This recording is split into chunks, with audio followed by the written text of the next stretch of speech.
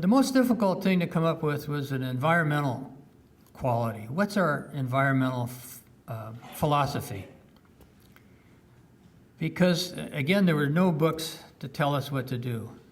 There was no books on how to make more sustainable clothing. And we were wrestling with this, and then one day we opened a store in Boston, and it was an old building that we restored, and it was springtime, and we brought in all the sportswear and filled up the store and opened it. And within 3 days, my employees were saying they're getting headaches. And so we closed the store, brought in an environmental engineer, and he said, "Oh, your ventilation system isn't working.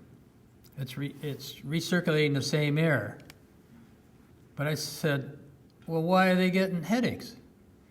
"Well, it's got all this formaldehyde and all this clothes that you have in here, and you got a closed room." "Well, what's the formaldehyde doing here?" "Well," he said, "there's formaldehyde on cotton." What? You know, when I started looking it up, I realized that on your average, on your 100% cotton clothing, on average, it's only 73% cotton. The rest are chemicals put on afterwards to make it stay pressed and keep it from shrinking and wrinkling.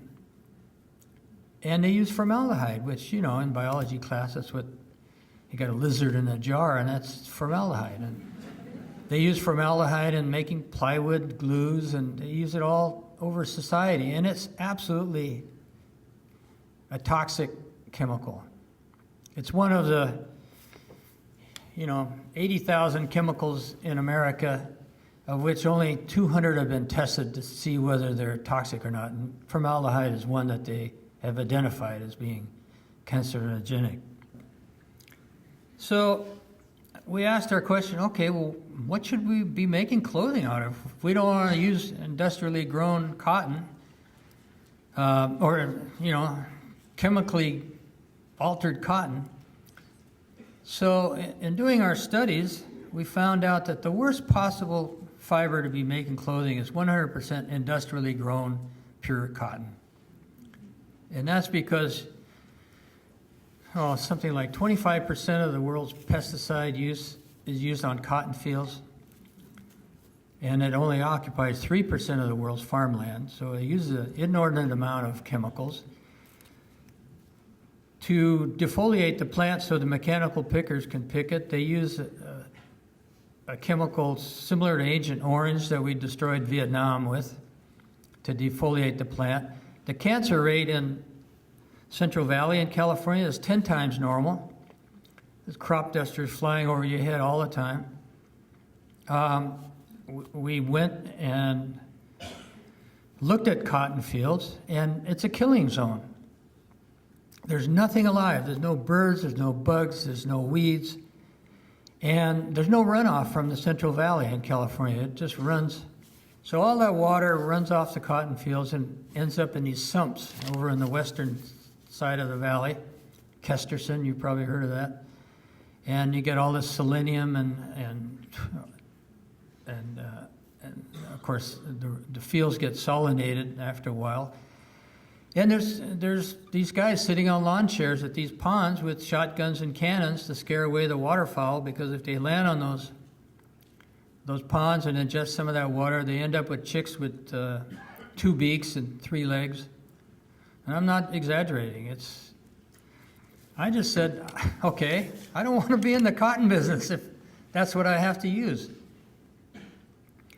Well, thankfully, there was organically grown cotton, but there wasn't hardly any being grown anymore. A few companies had tried it. I gave the company 18 months to get out of the industrial cotton business. Otherwise, that's it. And it was 25% of our business. So that got everybody's attention. But it wasn't easy because the cotton farmers couldn't get loans from the bank. We had to co-sign their loans so that they go grow the cotton organically. And then we had to go to the gins, which separate the seeds, and it's dripping with cottonseed oil, which is really, that's where all the toxins are. You know, if you're eating chips with cottonseed oil, forget it. You're poisoning yourself. And it's not regulated by the EPA. And they're feeding it to cattle. The cottonseed are being fed to cattle, and you eat the beef, you're poisoning yourself. And then, you know, we went to the spinners, and we had to talk to these gins to clean their machine before they ran our stuff. And then you go to the gin, no, not the gin, but the spinners who spin the yarn, and they don't want to deal with our cotton because it comes in with seeds and stems and leaves, and it's sticky, and it's kind of like bad dope, you know.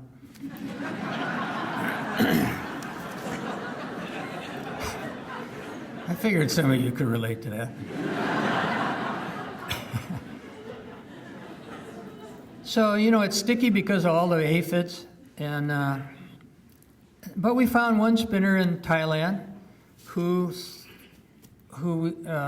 believed in what we were trying to do, and he said, I'll try to figure it out. And he figured out a method where he freezes the cotton so that it goes through the spinning machines smoothly. And so we had to find partners to work with, and it wasn't easy, but in 18 months we completely got out of the using industrially grown cotton and went to organic. That was asking one question.